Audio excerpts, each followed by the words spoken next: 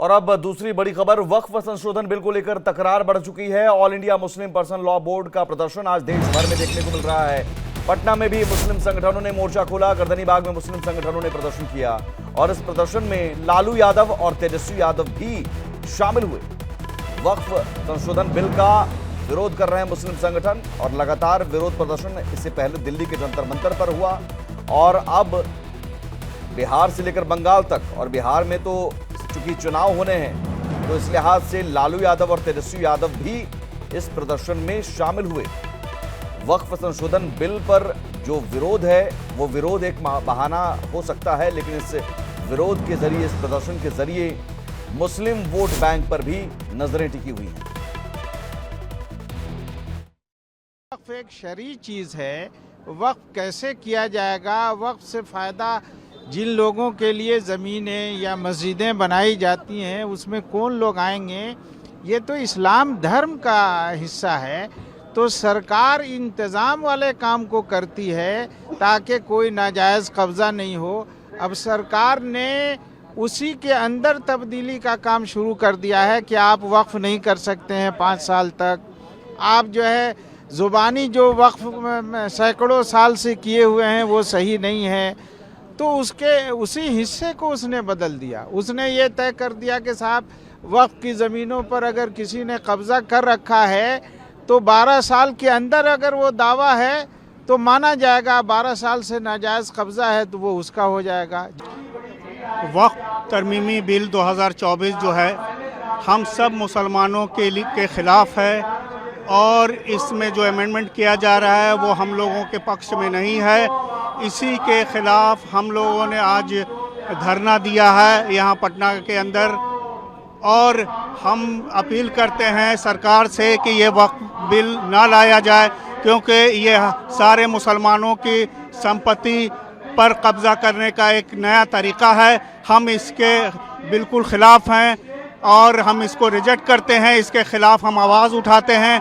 हमारी खानकाह मनेर शरीफ और सारी खानकाहों की तरफ से हम अपील करते हैं कि सरकार इस बिल को जल्द से जल्द ख़त्म करे और इसको ना लाए। इसके लिए हम लोग आज धरना दे रहे हैं, आगे भी हम लोग एहतजाज करते रहेंगे। और वहीं वक्फ संशोधन बिल पर सीएम योगी ने क्या कुछ कहा, सुनिए। वक्फ के नाम पर आखिर कितना जमीन कब्जा करोगे? दूसरा, वक्फ के नाम पर एक भी कोई इन्होंने वेलफेयर का काम किया हो, एक भी नहीं आप गिना सकते। देखिए, वक्फ के नाम पे जो भी आता है उसने उस प्रॉपर्टी को अपने व्यक्तिगत स्वार्थ के लिए दुरुपयोग किया है, बेचा है, औने पौने दाम पे बेचा है। आज स्थिति क्या है, एक एक प्रॉपर्टी के लिए कई कई लोगों को इन्होंने प्रॉपर्टी को बेचा है। उससे विवाद हो रहे हैं, उससे तमाम प्रकार के संकट आने वाले समय में होंगे। जो बसे हैं उनके लिए भी और जिन लोगों ने पैसा दिया है उनके लिए भी, क्योंकि पूंजी उन सब की डूब जाएगी।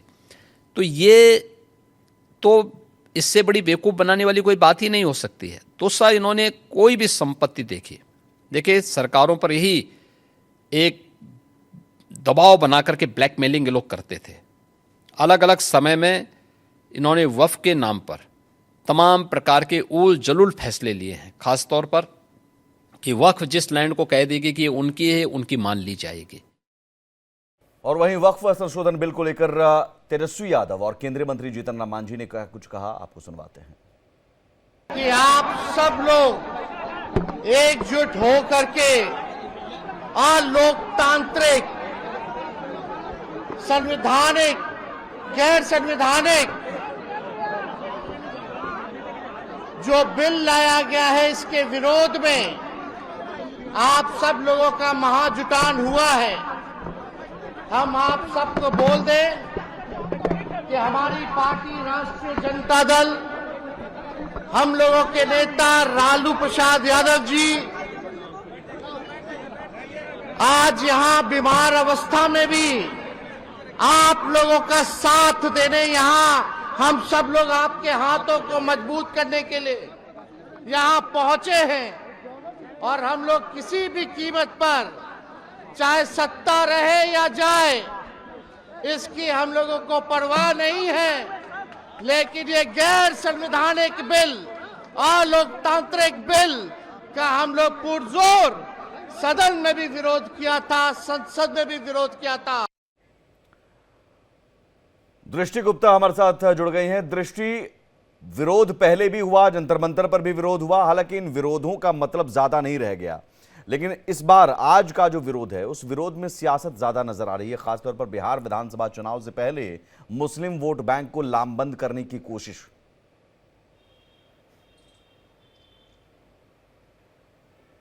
देखिए, बिल्कुल कहा जा सकता है क्योंकि इस बिल का विरोध बहुत पहले से किया जा रहा था। पार्लियामेंट में भी इसका विरोध हुआ, ये जेपीसी को गया, वहाँ से संशोधन होकर के आया, संसद में भी इसका बहुत विरोध हुआ, लेकिन इस समय जंतर मंतर पे भी दिल्ली के इसका विरोध हुआ और आज पटना में इसका विरोध हुआ है। लेकिन बिहार चुनावों को देखते हुए, आप सही कह रहे हैं, बिहार चुनावों को देखते हुए कांग्रेस और भाजपा दोनों अपनी अपनी तरफ से अपना वोट बैंक को साधने में लगी हैं। कल ही कांग्रेस की मीटिंग हुई थी जिसमें यह तय हुआ था कि कांग्रेस अब अपने अलायंस के साथ बिहार चुनाव लड़ेगी और आज ही आप देख सकते हैं कि तेजस्वी और लालू प्रसाद यादव इस बिल में मुसलमानों के समर्थन में आकर खड़े हो गए हैं और उन्होंने कहा है कि ये पूरी तरीके से असंवैधानिक है।